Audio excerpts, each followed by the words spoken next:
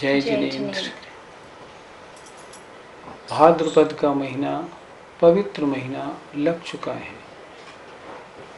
हमने कल तीर्थंकर प्रकृति का बंध कैसे होता है, किनको होता है, किन वेश्या में, किन वेदों के साथ होता है, कितने काल के लिए होता है, उसका लाभ और उसकी विशेषता क्या है, सब बताया था। और ये भी बताया था कि उसका बंध 16 कारण भावनाओं के द्वारा होता है।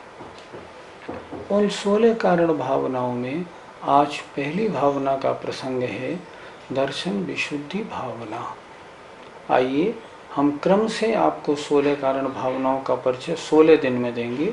तो आज पहली भावना हम प्रारंभ करते हैं। दर्शन विशुद्धि भावना का क्या स्वरूप है? दर्शन विशुद्धि भावना, दर्शन का मतलब सम्यक दर्शन, विशुद्धि का मतलब उसकी विशुद्धि, और उसकी भावना का मतलब निरंतर चिंतन बने रहना।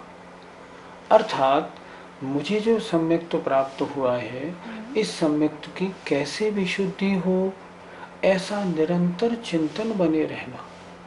मैंने बताया था भावना का मतलब ये है कि एक तरह से लौ धुन लग जाना, सुबह से शाम तक यही चिंतन रहना, मेरा सम्यक दर्शन कहीं गड़बड़ तो नहीं हो रहा, किन्हीं कारणों से मेरे सम्यक्त में दोष तो नहीं लग जाएगा, मेरे सम्यक्त के गुणों में कमी तो नहीं आएगी, मेरे अंग में कोई कमी तो नहीं आ रही।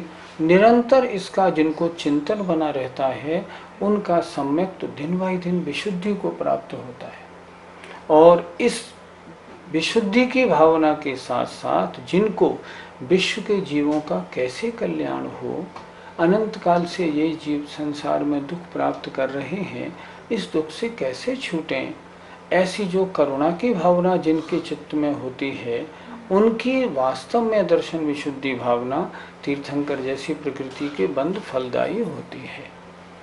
तो दर्शन विशुद्धि भावना का मतलब हुआ अपने सम्यक दर्शन को और विशुद्ध और निर्दोष बनाने की निरंतर भावना लगी रहना, इसका नाम है दर्शन विशुद्धि भावना।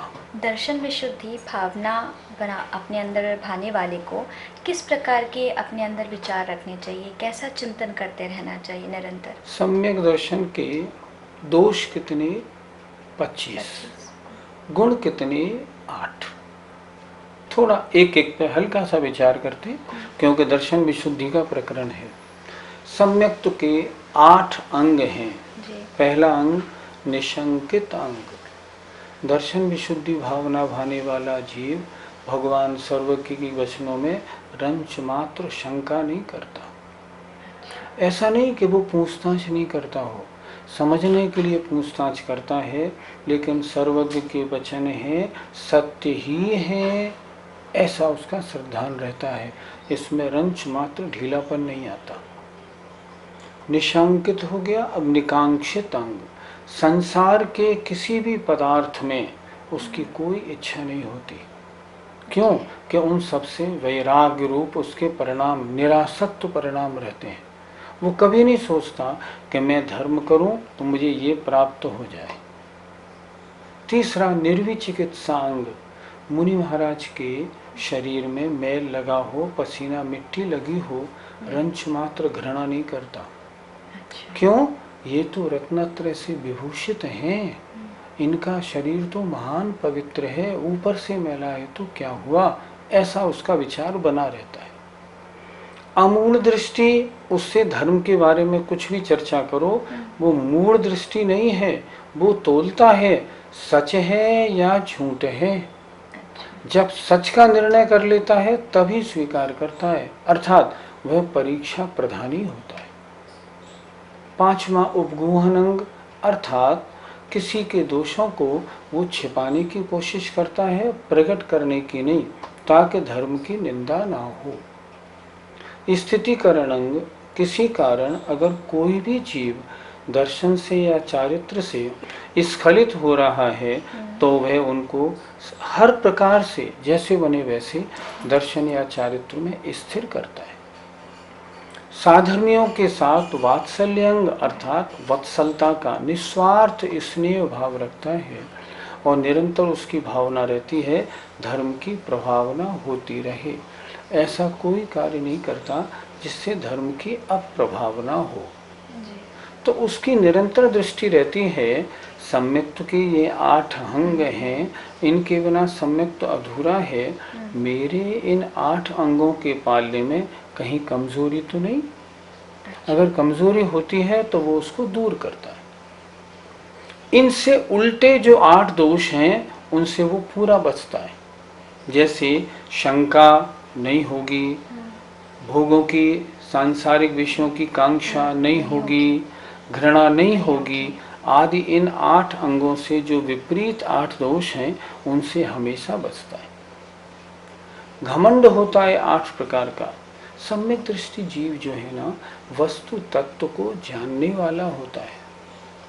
उसके ज्ञान का पूजा, कुल, जाति, बल, रिद्धि, तप और शरीर की सुंदरता, इसका रंच मात्र भी घमंड नहीं होता। क्यों नहीं होता? अगर उसके पास पैसा है, बल है, तो उसको घमंड तो होना चाहिए? नहीं होना चाहिए।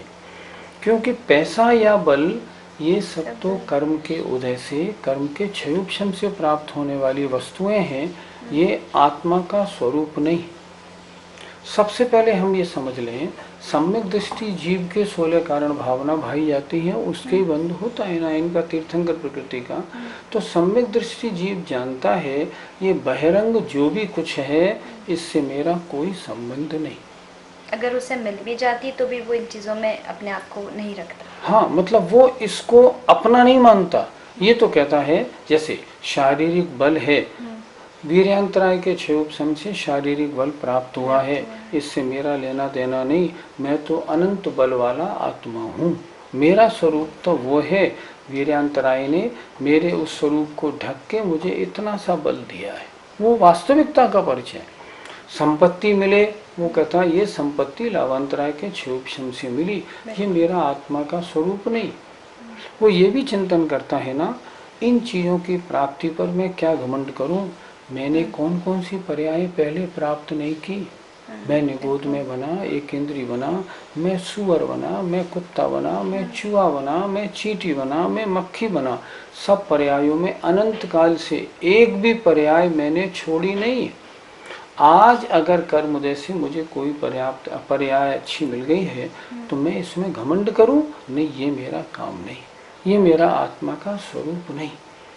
वास्तविकता का परिचय हो जाना ही तो सम्यक दर्शन है, उसे वास्तविकता का परिचय है। अब देखें, 3 मूढ़ता उसके नहीं होती, अर्थात देव मूढ़ता नहीं होती। जो वीतराग नहीं है, सर्वज्ञ नहीं है, हितोपदेशी नहीं है, उनके जो नहीं है उनको रंच मात्र देव मानने को तैयार नहीं होता। आज देखो, कोई लोग पेड़ को पूजते हैं, कोई लोग गाय की पूंछ को पूजते हैं, किन्हीं के लिए पीपल देव है, किसी के लिए पत्थर देव है, किन्हीं के लिए अन्य देवी देवता जो हैं वो देव हैं। वो कहता है नहीं, ये कोई देव नहीं, मेरे द्वारा ये वंदनीय नहीं। क्यों वंदनीय नहीं? देव की परिभाषा सच्चा देव, मेरा मस्तक उसी के आगे झुकेगा जो वीतराग हो, सर्वज्ञ हो, हितोपदेशी हो। ये अन्य देवी देवता चाहे सर्वार्थ सिद्धि के देव क्यों न हो, चाहे लोकांतिक देव क्यों नहीं हो, ये भी मेरे द्वारा वंदनीय नहीं। और जो निम्न जाति के देव हैं, भवनवासी, बंतर, ज्योतिषी, इनकी तो गिनती ही नहीं। वो तो ये सोच रहा है कि सर्वार्थ सिद्धि के देव हों, स्वधर्म इंद्र हों, ये सामने आ जाए तो मात्र आदर के प्राप्त हैं, साधर्मीवत, लेकिन पूज्य नहीं है। ये देव थोड़े हैं। उसका देव के बारे में पक्का निर्णय होता है, जो वीतराग सर्वज्ञ हितोपदेशी है वो ही देव है, अन्य नहीं। मनोती अन्य नहीं, अन्य के सामने जरा भी कुछ नहीं, मांगा मूंगी किसी चक्कर में नहीं पड़ता, यंत्र मंत्र के चक्कर में बिल्कुल नहीं पड़ता। दूसरा, देव मूर्ता, गुरु मूर्ता, जो पंचेंद्रियों के विषयों की आशाओं से रहित हैं, आरंभ परिग्रह से रहित हैं, ज्ञान ध्यान तप में लीन रहते हैं, ये ही सच्चे गुरु हैं। अन्य जितने भी परिग्रहधारी हैं ये सच्चे गुरु नहीं। इसके अलावा जिन्होंने निर्ग्रंथ अवस्था धारण कर ली है, लेकिन जो 28 मूल गुणों का पालन नहीं करते, ये भी गुरु नहीं है। अगर इनकी भी वंदना करता है तो भी उसका सम्यक तो सुरक्षित नहीं रहेगा। क्यों? जब गुरुपना नहीं तो वंदना कैसी। तीसरी होती है पाखंड मूढ़ता। आजकल लोग क्या करते हैं, जैसे देहली पूजते हैं, कुआं पूजते हैं, पत्थर का ढेर लगा दिया उसको पूजते हैं, दुकान के ताले को पूजते हैं, दुकान की तिजोरी को पूजते हैं। ये सब पाखंड मूर्त है, अर्थात इसमें कोई सार नहीं। कोई पूछो ये आपने दुकान की देहली क्यों पूजी, इसको मस्तक से क्यों लगाया, ताकि बिक्री बट्टा अच्छा हो। अब पूछो दुकान को मस्तक से लगाने से क्या लाभांतराय का क्षयोक्षम हो जाएगा? वो जानता नहीं, तो वो इन पाखंडों के चक्कर में नहीं पड़ता। अपने सम्यक्त को विशुद्ध करने के लिए जो 6 अनायतन हैं, उन 6 अनायतनों से बचता है। 6 अनायतन कौन से? खोटे देव, खोटे शास्त्र, खोटे गुरु। खोटे देव कौन से? जो रागी द्वेषी हैं। खोटे शास्त्र जैसे जिनके लिखने वाले प्रामाणिक आचार्य नहीं हैं। जो जिनके लिखने वाले गुरु आचार्य अगर सत्य महाव्रत के धारी नहीं हो, वे ग्रंथ कैसे ठीक माने जा सकते हैं? इसलिए जिन ग्रंथों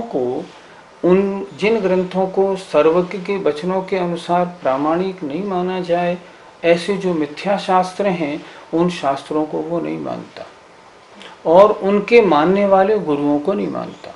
अर्थात जैन धर्म के अलावा अन्य देव, शास्त्र और गुरु और उनके मानने वालों की वो मन से प्रशंसा, वचन से प्रशंसा, काय से और प्रशंसा आदि में बिल्कुल नहीं लगता। वो क्या कहता है, ये तो अनायतन हैं, अर्थात ये धर्म या सम्यक्त के स्थान नहीं, इनसे तो मुझे बच के रहना है, इनके द्वारा तो मेरा सम्यक तो नष्ट होगा। तो वो सम्यक दृष्टि जीव क्या सोचता रहता है कि ये जो सम्यक के 25 दोष हैं, क्या मैं इनमें से किसी के द्वारा अपने सम्यक को मलिन तो नहीं कर रहा? जैसे एग्जाम्पल मान लो, फॉर एग्जाम्पल जैन, दिगंबर जैन सच्चे साधुओं के अलावा अगर अन्य किसी का भी टीवी पर प्रवचन आ रहा हो किसी अन्य मत वाले का, तो उसको देख के उसकी प्रशंसा नहीं करेगा। क्यों? क्योंकि अन्य मत वाला है, वो मिथ्या गुरु है। मिथ्या गुरु की अगर प्रशंसा करेगा ना, तो क्या होगा, उसके सम्यक्त में दोष लगेगा। उसे फिर कैसे रिएक्ट करना चाहिए? अगर प्रवचन सारी बातें कुछ तो अच्छी होती होंगी, उसे नहीं सुनना चाहिए, सुनना ही नहीं चाहिए, नहीं सुनना चाहिए। वो मैं कहता हूँ, सुनो, आचार्य कुंद को सुनो, तो उनके सामने तो ये अन्य मत वाले जितने भी गुरु वगैरह विद्वान वगैरह हैं, ये कुछ भी नहीं है, सूर्य के आगे दीपक दिखाना है। मैं कहता हूँ कौन सी ऐसी बात है जो हमारे आचार्यों ने नहीं कही? हमारे आचार्यों के मुकाबले तो ये कहीं भी स्टैंड नहीं करते। तो जब ये स्टैंड नहीं करते कोई भी, तो फिर हम इनको क्यों सुने और सुन के अपना समय भी खराब करें और अपनी धारणा भी खराब करें? सम्यक्त का अतिचार लिखा है, अन्य दृष्टि प्रशंसा, अन्य दृष्टि संस्तव, अर्थात अन्य मत वालों की प्रशंसा करना वचन से, अन्य मत वालों का स्तवन करना मन से और वचन से बिल्कुल नहीं करता। वो सोचता रहता है मेरा कोई भी कार्य सम्यक्त में बाधक तो नहीं है, अगर है ठीक करूं। अगर कोई उसकी गलती बताता है फौरन ठीक कर लेता है। उसका एक ही लक्ष्य है, मेरा सम्यक दर्शन और विशुद्ध कैसे बने। भगवान की भक्ति, दर्शन विशुद्धि भावना वाला जीव क्या मन लगा के करता है या हे भावना से करता होगा? एक बात समझ ले पहले हम। सम्यक दृष्टि जो भक्ति करता है वो उसको मोक्ष प्राप्ति में कारण होती है। मिथ्या दृष्टि जो भक्ति करता है वो सांसारिक विभूति देने में कार्यकारी होती है।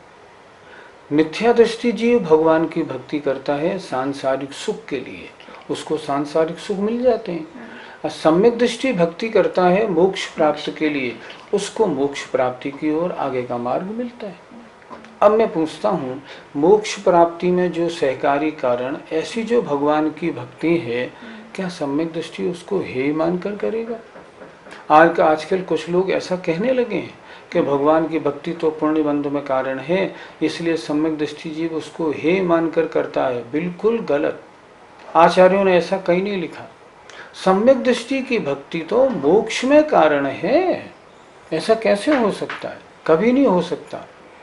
उन्होंने लिखा है, भुक्ति मुक्ति दातार 24 जिन राजवर, तीन पद मन वच धार, जो पूजे सो शिव लहे। ये भगवान की पूजा भुक्ति माने भोगों को और मुक्ति माने मुक्ति दोनों को देने वाली है। जो पूजे सो शिव लहे। जो भगवान की पूजा भक्ति करता है मोक्ष प्राप्त करता है। सारी पूजाएं, सारे शास्त्र भरे पड़े। मिथ्या दृष्टि की भक्ति संसार में कारण है, सम्यक दृष्टि की भक्ति तो परंपरा मुक्ति में कारण है। मैं मानता हूँ, आगम ये भी कहता है भक्ति से मोक्ष नहीं होगा। पहले भक्ति माने शुभोपयोग में आएगा, उससे शुद्धोपयोग में आएगा, उससे फिर केवल ज्ञान प्राप्त करेगा। आज के इस प्रसंग को सुन करके अब हम सबको क्या शिक्षा लेनी चाहिए इस बात से? जितने भी हमारे दर्शक हैं वो दर्शन विशुद्धि की भावना के स्वरूप का चिंतन करें। सबसे पहले सम्यक दृष्टि बनने की कोशिश करें। 7 तत्वों का यथार्थ सिद्धांत बनाएं। आत्मा और शरीर का भेद विज्ञान जानें। पंचेंद्रियों के विषय कषायों से दूर हटें।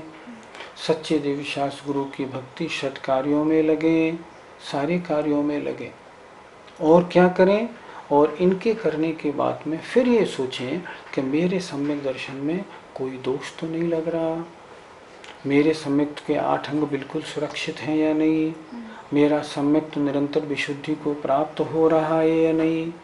दर्शन विशुद्धि भावना का जो स्वरूप हमने जाना, उसका फल है हम अपने को सम्यक दृष्टि बनाएं और अपने सम्यक को और विशुद्ध बनाएं और विशुद्ध बनाएं। यदि हम ऐसा करते हैं तो ये दर्शन विशुद्धि की भावना का स्वरूप समझना हमारा फलकारी है, हमारे लिए आगे बढ़ाने वाला है, आत्मकल्याणकारी होगा।